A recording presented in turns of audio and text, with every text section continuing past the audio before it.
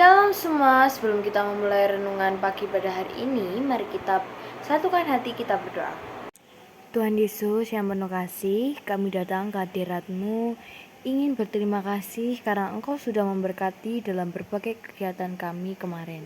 Sampai tidur lagi dalam keadaan yang nyenyak dan sekarang bisa bangun untuk memulai aktivitas kami dengan sehat dan bersukacita.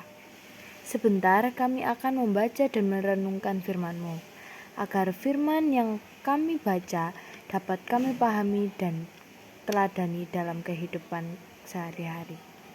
Berkati juga hamba-Mu yang akan menyampaikan sedikit dari firman-Mu, agar firman yang disampaikan dapat seturut dengan kehendak-Mu. Doa yang jauh dari sempurna ini hanya kami alaskan di dalam nama-Mu, Tuhan Yesus Kristus. Haleluya, amin. Dalam kehidupan sehari-hari, pasti kita pernah atau sering mengalami yang namanya rasa malu. Tetapi pada hari ini, mari kita belajar untuk tampil percaya diri dan memiliki keyakinan yang lebih akan kekuatan Tuhan yang mampu menyelamatkan manusia yang percaya kepadanya. Yang menjadi landasan renungan pada hari ini terambil dari Roma 1 ayat 16-17. Yang demikian firman Tuhan. Injil itu kekuatan Allah. Ayat 16. Sebab aku mempunyai keyakinan yang kokoh dalam Injil, karena Injil adalah kekuatan Allah yang menyelamatkan setiap orang yang percaya. Pertama-tama orang Yahudi, tetapi juga orang yang Yunani.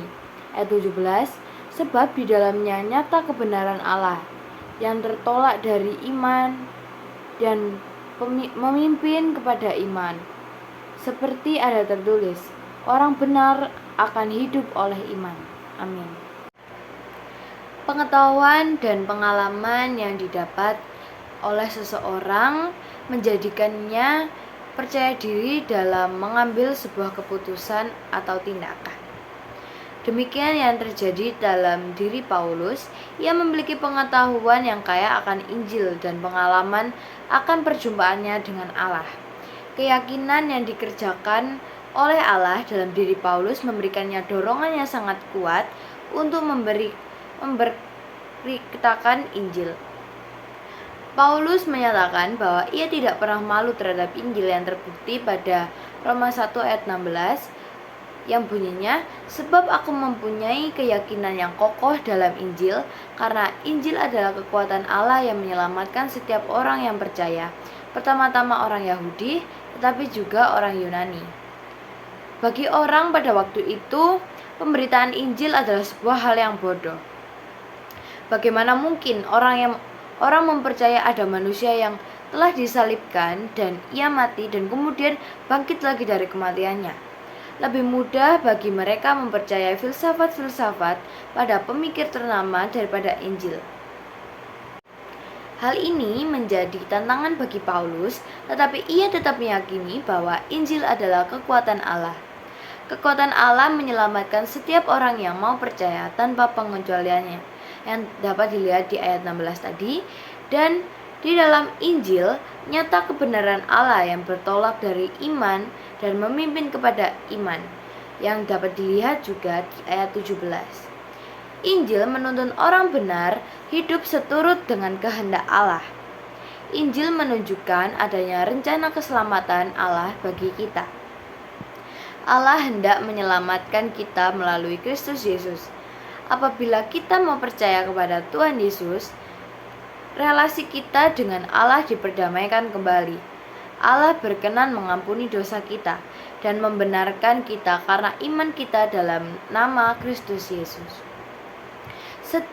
Seperti Paulus, kita menghadapi berbagai gempuran dalam keyakinan kita dari filsafat-filsafat kosong yang dibangun oleh keangkuhan manusia untuk menentang pengenalan akan Allah.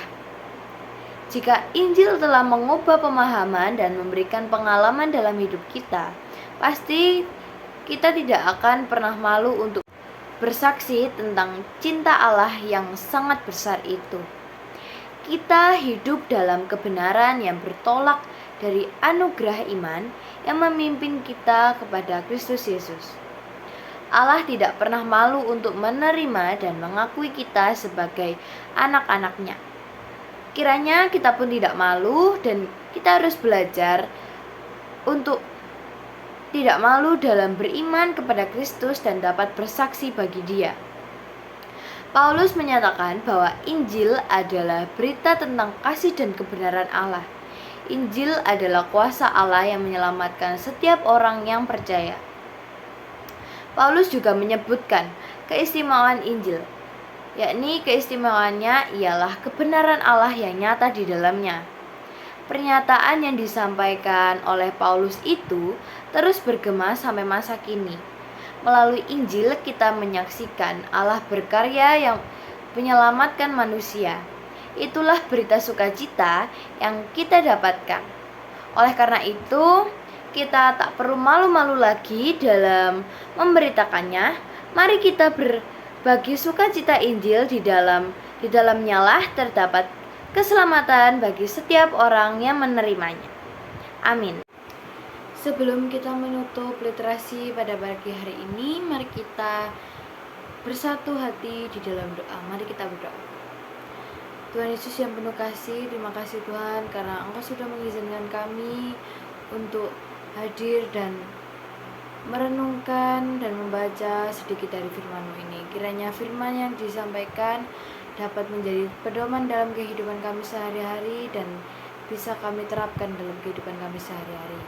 Dan ya Tuhan, sebentar kami akan melakukan aktivitas kami masing-masing. Kiranya Engkau selalu memberkati dan selalu memberikan pertolongan-pertolongan-Mu dan mencurahkan kasih-Mu kepada kami semua. Doa yang jauh dari sempurna ini hanya kami alaskan di dalam nama-Mu, Tuhan Yesus Kristus. Haleluya, amin.